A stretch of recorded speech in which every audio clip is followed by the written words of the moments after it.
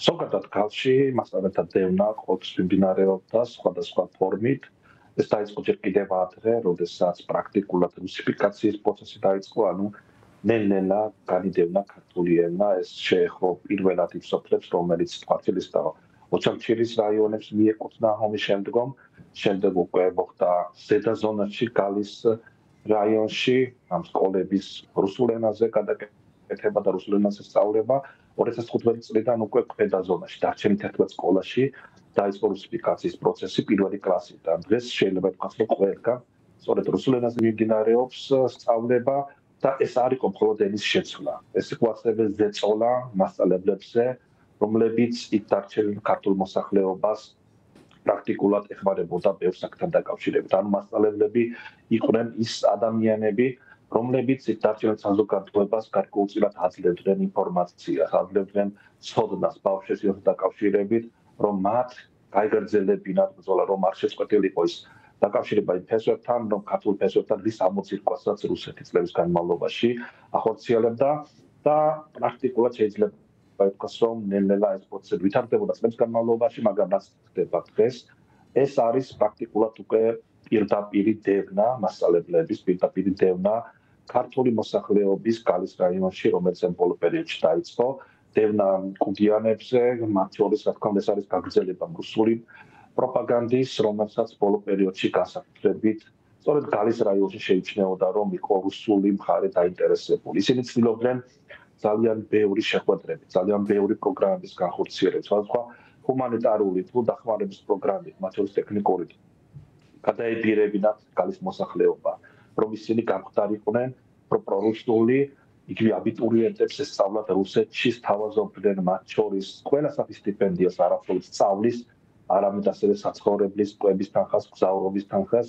თუმცა მათ ვერ მიაღწიეს კონკრეტულ შედეგებს. ამიტომაც ისინი იწყებენ, რომ რაც შეიძლება მეტად განახორციელონ ზეწოლა იქ დარჩენილ ქართველებზე, იმ მასწავლებლებზე, რომლებიც მიუხედავად იმისა, რომ შეიცვალა სასწავლო პროგრამა, მიუხედავად იმისა, რომ სწავლება რუსულ ენაზე, მიუხედავად იმისა, რომ ხარისხი განათლების შემცირდა და ძალიან ბევრი ადამიანი არის დევნის ქვეშ, მაინც აგრძელებდნენ მუშაობას, რომ იქაურ ქართველებს არ დაეწებინათ ქართული ენა, არ დაეწებინათ საქართველოს ისტორია, წარსული იდენტობა შეენარჩუნებინათ და სწორედ ეს არის დარტყმა ქართული იდენტობაზე, ანუ გავსი შემორჩენილ ქართულ იდენტობას ებრძვის რუსული საოკუპაციო რეჟიმი და ამისთვის რაღაცნაირად იყენებენ რაღაც სხვადასხვა თვითონ ავრცელებენ პირველ რიგში სწორედ ასეთ ინფორმაციას. სხვადასხვა პირველად რამდენიმე თვის წინ მოხდა ასეთ შემთხვევაში, როდესაც ჩატარეს რეიდები რამდენიმე სკოლაში, მასწავლებლებს გაუჩნდათ მათ შორის მობილურები, ვისთან ჰქონდათ კონტაქტი, ნოუთბუქები ჩამოართვეს მათ, თუმცა ეს ამბავი არ გახმაურებულა.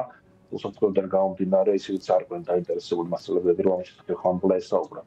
შემდგომ ეს პროცესი გაგრძელდა რამდენჯერმე და დღეს ვხედავთ, რომ ჩვენ ეს პროცესი კიდევ უფრო მეტად დამძიმდა, ანუ კონკრეტული ადამიანები მიყავთ, დაწყებულია პროპაგანდა და შეიძლება ითქვას კამპანია იმ მასწავლებლებს წინააღმდეგ, რომლებიც გარში ასწავლიან ქართველებს.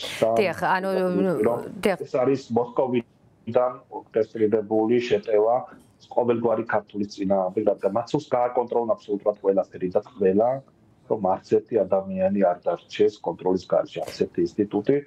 და თუ კი აქამდე ხორციელდებოდა ძალიან მწირი პროგრამები გარში, მათ შორის მასწავლებელთა დახმარების კუთხით, სხვადასხვა პედაგოგების კუთხით, დღეს შეიძლება ითქვას, რომ ეს პრაქტიკულად თითქმის შეჩერებულია, ისედაც ისინი ვერ იღებენ იმ დახმარებას, რომელსაც ადრე წლების განმავლობაში ქართული სახელმწიფო მათ თავაზობდა იმ პროგრამებს, სახელმწიფოებს, მეთოდურ დახმარებას და ასე შემდეგ. ისინი ამწუხარად ამას უკვე ვეღარ იღებენ, განსაკუთრებით პანდემიის დროს და მას შემდგომ პერიოდში.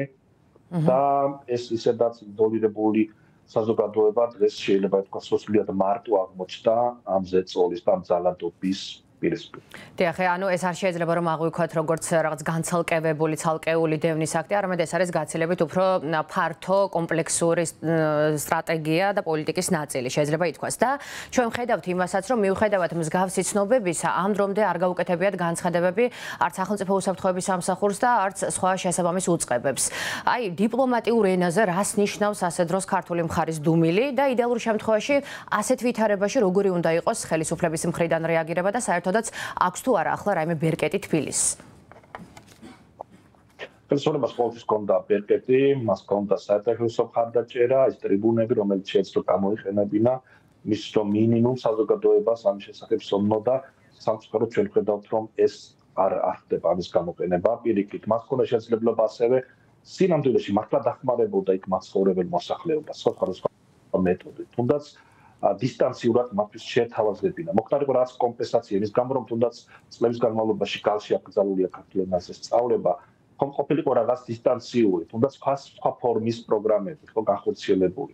რომ მოხდა იყო კომპენსაცია და ჩვენ გვაქვს შესაძლებლობა შემთხვევა, როდესაც იგივე ახალგაზრდები მაგალითად ხო სახლში საუბრობენ მეგრულად და მათ სწორედ სკოლებში ქონდათ შესაძლებლობა ლიტერატურული ქართული, ასე ვთქვათ, კარგად შეესწავლათ და ეს სამწუხაროდ დღეს უკვე აღარ ხდება. უფრო მეტად ახალგაზრდები ბავშვები საუბრობენ უფრო უკეთ რუსულად დღეს, ვიდრე ქართულად და მეგრულად საუბრობენ. ხო და ეს არის ის შემთხვევა, როდესაც პრაქტიკულად ჩვენ ხელიდან გვეცლება მთელი გალის რეგიონი. ხო ეს 10,000-ობით ქართველი, რომელიც იქ არის დარჩენილი დღეს დგას სწორედ ეს რუსიფიკაციის პრობლემის წინაშე და სწორედ აქ იწყება რუსიფიკაცია, რელიგიური რუსიფიკაცია და საქართველოს ხელისუფლება მიუხედავად არაერთი ცდილობის, არაერთი რეკომენდაციისა, თუ ჩვენი და სხვა ორგანიზაციების მხრიდან რომ აქტიურად ყოფილიყო ჩართული ამ პროცესში, სამწუხაროდ ის ირჩევს სხვა გზას, ის უბრალოდ დუმს არც იცავს იქ მასწავლებლად ადამიანებს მიხვედრების არ მასწავლებენ სტრუქტურები, რომლებსაც აევალებათ იზრუნონ იქ დარჩენილ ქართველებზე, მოსახლეობაზე, რომელიც იქ არის, დაიცვან მათი უფლებები, მათი უსაფრთხოება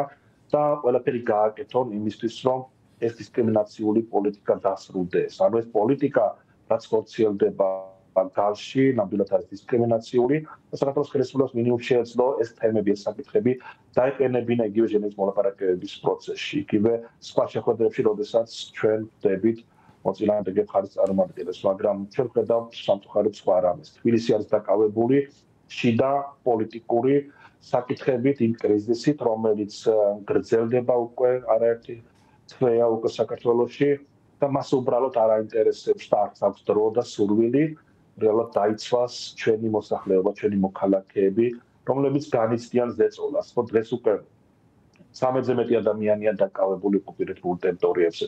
სოხუმის და ცხინვალის ციხეებში ჩვენ ინფორმაციით 13 ადამიანი არის დაკავებული და მათ ინტერესებს უნდა იცავდეს სწორედ საქართველოს ქართული სახელმწიფო.